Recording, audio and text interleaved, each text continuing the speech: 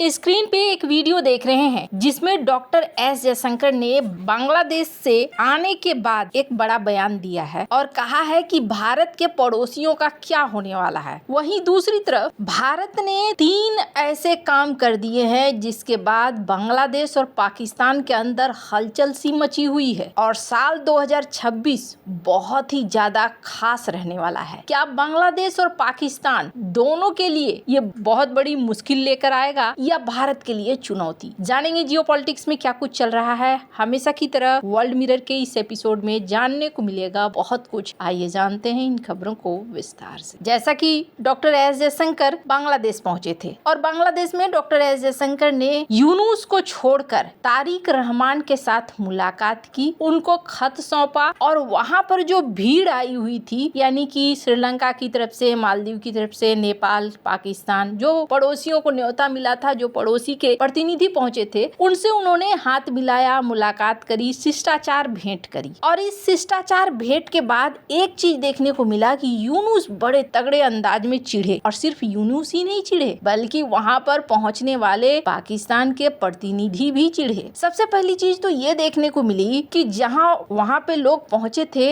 एक अंतिम संस्कार में, लेकिन इस अंतिम संस्कार को राजनीति का रूप दिया गया। कैसे दिया गया इसको आप ऐसे देख सकते हैं। भारत के विदेश मंत्री एस जयशंकर भले ही चीफ एडवाइजर से नहीं मिले, लेकिन बाकी देशों के प्रतिनिधियों ने मुलाकात की। भारत ने एक संदेशा तो दे दिया कि भाई हम यहाँ पर यूनुस के न तो विचारों का समर्थन कर रहे हैं और न ही हम यूनुस के साथ। ये यूनुस और भाप भी गए, दुनिया ने देखा भी। इसके बाद जो ट्वीट आता है वो ट्वीट क्या आता है ये देखिए। ये जो एक्स पोस्ट है ये यूनुस के आधिकारिक अकाउंट से है। 1 जनवरी 2026 को पोस्ट किया गया। एक तरफ खालिदा जिया का अंतिम संस्कार चल रहा है, लेकिन ये यहाँ पर क्या कहते हैं कि देखो बेगम खालिदा जिया के अंतिम संस्कार में सार्क की भावना जीवित और मजबूत है। उन्होंने सार्क सदस्य देशों द्वारा दिए गए सम्मान से गहराई से प्रभावित होने की बात भी कही। कहने का अर्थ क्या है, इन्होंने इस मौके को भुनाया, इस मौके को भुनाकर वो सार्क में लेकर चले गए। यूनुस ने अंतिम संस्कार में रिकॉर्ड तोड़ भीड़ देखकर कहा कि ये दिखाता है कि लोग उन्हें कितना प्यार करते थे और बार बार अब इन्होंने मालदीव मंत्री से कहा कि कल अंतिम संस्कार में सच्ची सार्क भावना देखने को मिली, सार्क अभी भी जिंदा है। श्रीलंका के मंत्री से कहा कल सार्क कार्रवाई में था, हमने अपना दुख साझा किया। उन्होंने न्यूयॉर्क में यूएन जनरल असेंबली के दौरान भी इस तरह की ही बातें की थी। इतना लंबा चौड़ा ट्वीट उन्होंने सार्क के ऊपर लिख दिया। और सार्क के ऊपर क्यों लिख रहे हैं ये? दरअसल यूनुस को एक तो ऐसा लग रहा है कि अब समय कम है और सचमुच में यूनुस के पास समय कम है। इसलिए समय कम है क्योंकि चुनाव होना है और चुनाव के समय भारत ने जो एक्शन लिया है उसके नतीजे भी निकलकर सामने आएंगे। और सिर्फ भारत ही नहीं बल्कि बांग्लादेश में भी ये चीज एक खास टर्निंग पॉइंट के रूप में देखा जा रहा है। पहली बात ये कि सार्क को लेकर राजनीति क्यों चल रहा है, यहाँ पर कहीं न कहीं चाइना का एक अहम रोल है। चाइना, पाकिस्तान, बांग्लादेश, नेपाल, मालदीव, श्रीलंका, ये सारे भारत के पड़ोसी हैं और चाइना क्या चाह रहा है कि भारत के पड़ोसियों को मिलाकर एक ग्रुप बना लो और इस ग्रुप को इस तरीके से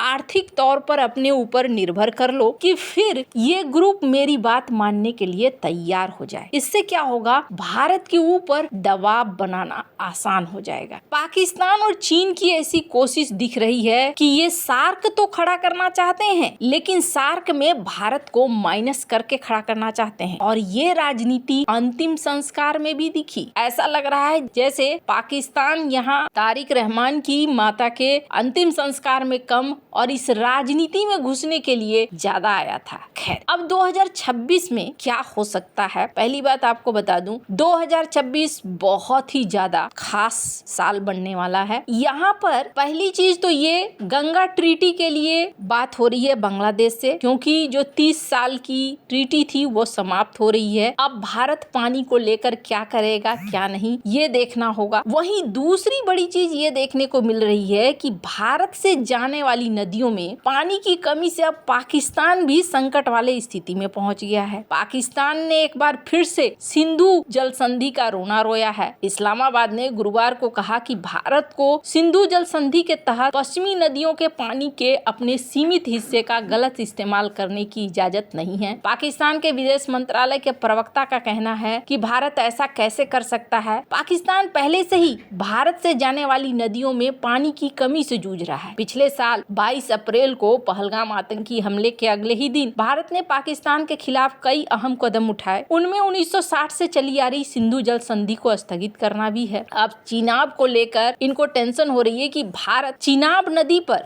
2 जल विद्युत परियोजनाएं कर रहा है। और ये जो पानी का संकट है ना, ये पानी का संकट सिर्फ इस साल ही नहीं, आने वाले कई सालों में आप देखने को मिलेगा। अब मैं ऐसा क्यों कह रही हूँ, ऐसा कहने के पीछे कारण है। मैंने अपने कई वीडियो में इस बात को बताया है कि किस तरीके से पानी, अगर साफ सुथरा पानी है किसी के पास तो वो नेपाल के पास है, वो भारत के पास है और वो भूटान के पास है। और अब से पहले तक ये था कि भारत ने खूब पानी बांटे, जबकि भारत की आबादी काफी बड़ी है, भारत के खेती लायक जमीन भी बांग्लादेश और पाकिस्तान से बहुत ज्यादा है। पर अब गर्मी की मार पड़ रही है और ऐसे में पानी चाहिए पीने के लिए भी और पानी चाहिए कई औद्योगिक काम के लिए भी। कई ऐसी इंडस्ट्री है जिनके लिए स्वच्छ पानी की बहुत ज्यादा जरूरत है। तो ऐसे में अगली लड़ाई पानी को लेकर होनी है, ये भी देखने वाली बात है। खैर, अब सबसे बड़ी चीज ये है कि इस साल 2026 में क्या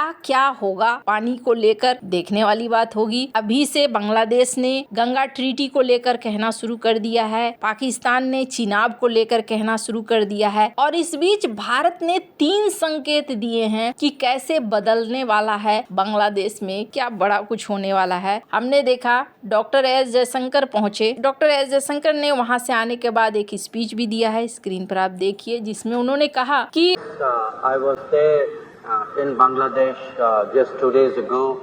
I had gone to represent India at the funeral of the former Prime Minister of Bangladesh, Begum Khaleda Zia.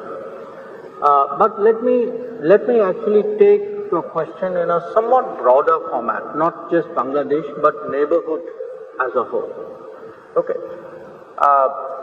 We are blessed with a lot of neighbors of various kinds, and I want to answer your question in a very common sense kind of way, because at the end of the day people make out as though diplomacy is rocket science. It's common sense in kind of polished language.